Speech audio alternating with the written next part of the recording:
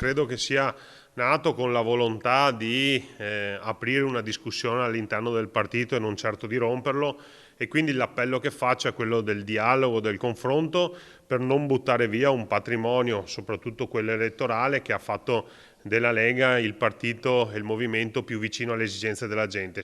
Sì al dialogo, al confronto interno al partito, purché non sfoci in una frattura. Così il sindaco di Treviso Mario Conte sull'incontro del Comitato del Nord di Umberto Bossi, a cui hanno preso parte anche esponenti storici della Liga Veneta come l'europarlamentare Gian Antonio D'Arè e l'ex senatore Giampaolo Vallardi, lì secondo Conte più per curiosità che per aperta adesione al progetto. Se in questo momento stiamo vivendo una fase di calo dei consensi, dobbiamo rivedere probabilmente le tematiche, in alcuni casi anche le persone che interpretano le segreterie, però io credo che attraverso il dialogo e il confronto si possa recuperare tutto, perché le spaccature non portano mai a dei buoni risultati. Identico concetto nelle parole del presidente del Veneto Luca Zaia a Milano per il Festival delle Regioni. Noi in questa fase abbiamo bisogno di unità e non di divisioni, dopodiché la Lega è un grande partito, è inevitabile che ci siano estrazioni sociali, culturali e anche ideologiche diverse, perché poi la Lega ha raccolto veramente molte persone.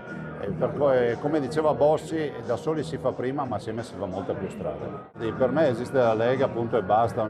Festival delle Regioni in cui ha tenuto banco il tema dell'autonomia col ministro per gli affari regionali Roberto Calderoli, che ha dettato una tempistica, una ricognizione di 6 mesi da parte della cabina di regia sull'attività dello Stato e delle regioni. Poi inizieranno a uscire LEP, costi e fabbisogni standard.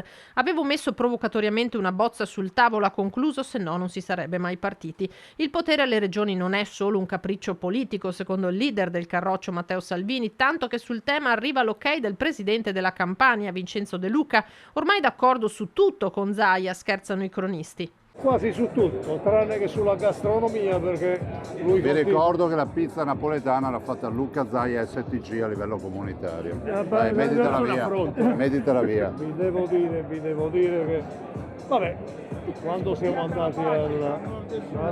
andati al Festival di Venezia non siamo riusciti a trovare un po' di fegato alla veneziana. No, sei andato nei posti sbagliati. Dice che d'estate non... Sarei andato alla bella Napoli a mangiare fegato alla veneziana.